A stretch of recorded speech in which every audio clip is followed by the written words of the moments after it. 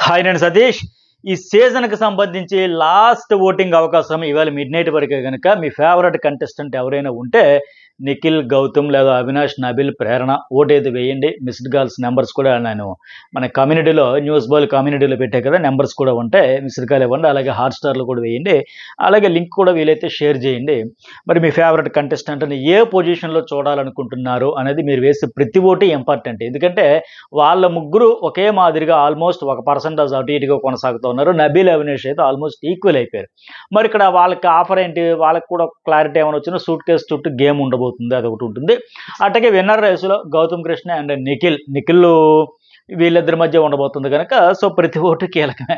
వెరైటీగా అయిపోయింది సీజన్. నిజంగా వీకెండ్ సీజన్ ఎండింగ్కి వచ్చేసరికి బాగా డల్ అయిపోయింది, కంటెంట్ కూడా రావట్లేదు. అలాగే దాంతోపాటు ఏంటంటే టఫ్ ఎట్లా వచ్చిందంటే వాళ్ళ ముగ్గురు ఒక లెక్క, వీళ్ళిద్దరూ ఒక లెక్క అని మాదిరిగా వచ్చింది. ఓటింగ్ డిఫరెన్సెస్ అట్లా కనిపిస్తున్నాయి. సోషల్ మీడియాలో రకరకాల బజ్ అయితే నడుస్తుంది. కొన్ని చోట్ల నిఖిల్ డామినేషన్, కొన్ని చోట్ల గౌతమ్ కృష్ణ డామినేషన్. ఇంత కన్ఫ్యూజ్, ఇంత గందరగోళం ఎప్పుడు ఏ సీజన్లో లేదు. ఎందుకంటే వెబ్సైట్స్లో, అలాగే హాట్స్టార్స్లో, వెబ్సైట్స్లో, అలాగే ఇన్స్టాగ్రామ్లో, వీటన్నింటిలో, ఫేస్బుక్ వీటన్నింటిలో గౌతమ్ కృష్ణ ఉంటే యూట్యూబ్లో నిఖిల్ ఉంటున్నాడు. సో చాలా అయోమయంగా ఉంది. కానీ ఎక్కువ డామినేషన్ అయితే యూట్యూబ్లో చాలా ఎక్కువగా నిఖిల్ కనిపిస్తూ ఉంటే వీటన్నింటిలో గౌతమ్ కృష్ణ అదే రేంజ్లో ఆల్మోస్ట్ కనిపిస్తున్నాడు. సో ప్రతి ఓటు కీలకమే, ఏదైనా జరగచ్చు అనే పరిస్థితి కనిపిస్తూ ఉంది. సో ఈరోజు మిడ్ నైట్ వరకు ఛాన్స్ ఉంది కనుక మీ ఫేవరెట్ కంటెస్టెంట్కి ఓటు వేయండి. రేపు వేద్దామన్న ఛాన్స్ ఉండదు. ఇవాళ అర్ధరాత్రి 12 తర్వాత వేద్దామన్న అవకాశం ఉండదు కనుక ఏమైనా మీరు నచ్చి ఉంటే. అలాగే ఇప్పటికే ప్రోమో కూడా వచ్చింది కనుక నిఖిల్కి ఇవాళ ప్రోమో తర్వాత, ఎపిసోడ్ తర్వాత నిఖిల్, ప్రేరణ అలాగే నబిల్కి సంబంధించి కూడా కాస్త అడ్వాంటేజ్ ఉంటుంది. అయితే ఇంతవరకు ఎందుకు లాస్ట్ డే వరకు ఉంచే కంటే నిన్నటితోనే క్లియర్ చేసి ఉంటే బాగుండేది కదా. మొన్న ఒక ఇద్దరివి, నిన్న ఒక ఇద్దరివి, లేదా ఒకరోజు ఒకరిది, మిగతా 2 రోజులు ఇద్దరు చేసి ఉంటుంటే లాస్ట్ సీజన్కి సంబంధించి లాస్ట్ వీక్ ఓటింగ్ కనుక ఫైనలిస్టులుగా ఉండే వాళ్ళకి సో ముందుగానే క్లియర్ చేసి ఉంటే బాగుండేది అనిపించదు. ఒకే రోజు ఒకే ఎపిసోడ్ లేక ముగ్గురు పెట్టే బదులు 2-2-1 వేస్తుంటే బాగుండేది కదా అనిపిస్తుంది. అయితే ఇవాళ హౌస్లోకి యాంకర్ సుమా కూడా వచ్చే ఛాన్స్ వెరీ హై. ఆమె వచ్చి కొన్ని టాస్క్లు ఆడించడం అన్నీ ఉంటాయి. అలాగే ప్రమోషన్ టాస్క్లు అయితే కొన్ని పెండింగ్ ఉన్నాయంటే అవన్నీ కూడా క్లియర్ చేసేస్తారు, బ్రాండింగ్వి. అంటే ఇంకోటి ఏంటంటే డాన్స్ రిహార్సల్స్ ఇప్పటికే డ్యాన్స్ రిహార్సల్స్ కూడా జరిగాయి. ఇవాళ కూడా ఉంటాయి హౌస్లో, ఫ్రైడే కూడా ఉంటాయి. దీనికి సంబంధించి శనివారం నాడు షూట్ అవుతుంది. ఇవాళ పర్ఫార్మెన్స్ అంతా అంటే మనకి సండే 7 PM నుంచి లైవ్ స్టార్ట్ అయింది కదా, దానికి సంబంధించి అప్పుడు మనకి వీళ్ళు ఈ టాప్ 5 కంటెస్టెంట్స్ అందరి తాలూకా పర్ఫార్మెన్స్ అంతా రిహార్సల్స్ ఇప్పటికొకసారి ఇవాళ మళ్ళీ అయ్యాక శనివారం నాడు కంప్లీట్ షూట్ అయిపోయాక మనకి అది ఎడ్డి చూపరు కదా, డైరెక్ట్గా సండే నాడు చూపించబోతున్నారు. అలాగే ఇంకొక ఇంట్రెస్టింగ్ అప్డేట్ ఏంటంటే ఈ సీజన్ 8కి సంబంధించి గ్రాండ్ ఫినాలే రోజు చీఫ్ గెస్ట్గా ఎవరు రాబోతున్నారు ఏంటి అనేది నేను ఒక 2 days బ్యాక్ ఫస్ట్ అప్డేట్ చేశాను కదా. గేమ్ చేంజర్ మూవీ ప్రమోషన్లో భాగంగా రామ్ చరణ్ వచ్చే ఛాన్సెస్ వెరీ హై, ఇంకా కన్ఫర్మ్ కాలేదని చెప్పాను. కాకపోతే నాకు ఇవాళ మార్నింగ్ కూడా కొన్ని అప్డేట్స్ వచ్చాయి.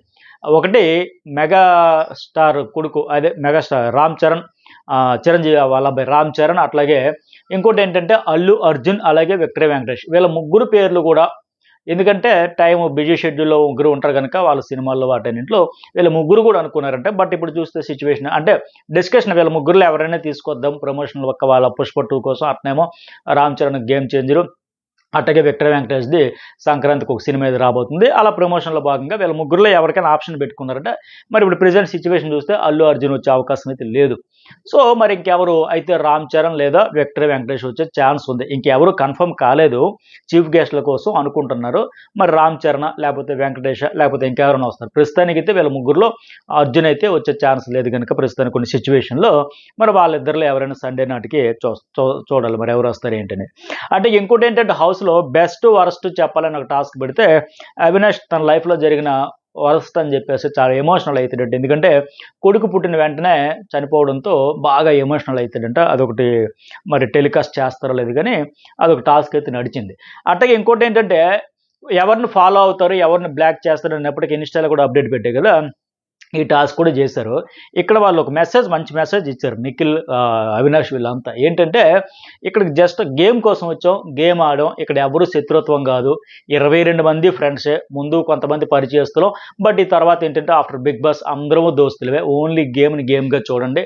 మేము ఒకరినొకరిని ఇక్కడ హౌస్లో ఏదో టాస్క్ పరంగా ఎవరిని ఫాలో అవుతాం, ఎవరిని బ్లాక్ చేస్తాం అంటే ఏదో చెప్పాం, కానీ బయటికి వెళ్ళాక మాత్రం అందరినీ ఒకరినొకరిని ఫాలో అవుతాం, కలుస్తామని ఒట్లు వేసుకుని మరీ కూడా అవినాష్ వాళ్ళందరూ మనం వెళ్ళాక కలుద్దాం, వద్దు, అందరూ దోస్తులు 22 మంది కూడా పృథ్వీ ఐ లవ్ యూ అని అవినాష్ చెప్పడం. అట్లాగే నిఖిల్ కూడా క్లియర్గా చెబుతున్నాడు, ఇక్కడ శత్రుత్వం కాదు, మాకు 22 మంది ఫ్రెండ్సే, కొందరైతే ముందే పరిచయం, కొందరైతే మిగతా అందరూ కూడా మొత్తానికి మా వాళ్ళే, అంత దోస్తులని. ఇది మంచి పరిణామం, ఇట్లాగే చెబుతారు, కరెక్టే. ఇక్కడ నేను చెప్పేది కూడా పిఆర్ టీమ్స్కి కూడా ఇదే చెప్పేది. నేను ఇప్పుడు గత 4 రోజుల నుంచి ఇదే చెబుతున్నా. మీరేదో సోషల్ మీడియాలో ఒక పోస్ట్ పెట్టేస్తాం కదా, కామెంట్ పెట్టేస్తాం కదా, ఎవరికి తెలియదు, రీచ్ ఉండదో తెలియదు, అంత అమాయకత్వం, తెలివి తక్కువతనం ఇక్కడ ఉండదు. మీరు పెట్టే ప్రతి కామెంట్కి మీరే రెస్పాన్సిబిలిటీ అనే విషయాన్ని గుర్తుపెట్టుకోండి. ఫ్యాన్స్ అయినా సరే, పిఆర్ టీమ్స్ అయినా కానీ, కామన్ ఆడియన్ అయినా ఎవరైనా సరే.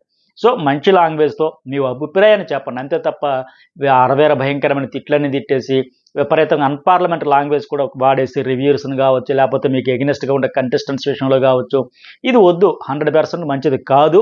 తర్వాత పరిణామాలకి మీరే బాధ్యత వహించుకోవాల్సి ఉంటుందన్న దృష్టిలో పెట్టుకునే ఒక మంచి ఒపీనియన్ పెట్టండి. ఎవరికి ఓటు వేయాలి, vote for Nikhil, vote for Gautam, vote for Prerana, vote for Nabil, vote for Avinash, అలా చక్కగా పెట్టుకోండి. క్యాంపెయిన్ చేసుకొని ఉన్న కొద్ది సమయం ఏముంది, 2 రోజులు పోతే వాళ్ళందరూ చెబుతా ఉన్నారు. అది చెప్పడం ఏంటది, వాస్తవమే కదా. వాళ్ళకి పాజిటివ్ వైబ్రేషన్ ఉండేవాళ్ళు అందరూ హాయ్ బై అంటారు, మళ్ళీ షోలు చేసుకుంటారు, మళ్ళీ సంపాదించుకుంటారు, మళ్ళీ హడావిడి చేస్తారు, అంతా ఉంటుంది అది.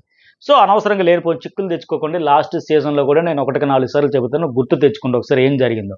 ఆ షో అయిన వెంటనే ప్రశాంత్ అమర్దీప్ వచ్చేటప్పటికి అమర్దీప్ వాళ్ళ వైఫ్ వాళ్ళ మదర్ మీద లేనిపోయిన కామెంట్స్ చేసి, వాళ్ళ కారు మీద దాడి చేసి నానా రచ్చా చేశారు. లాస్ట్కి పల్లవి ప్రశాంత్ సిచ్యువేషన్ కూడా ఏంటో చూశారు కదా.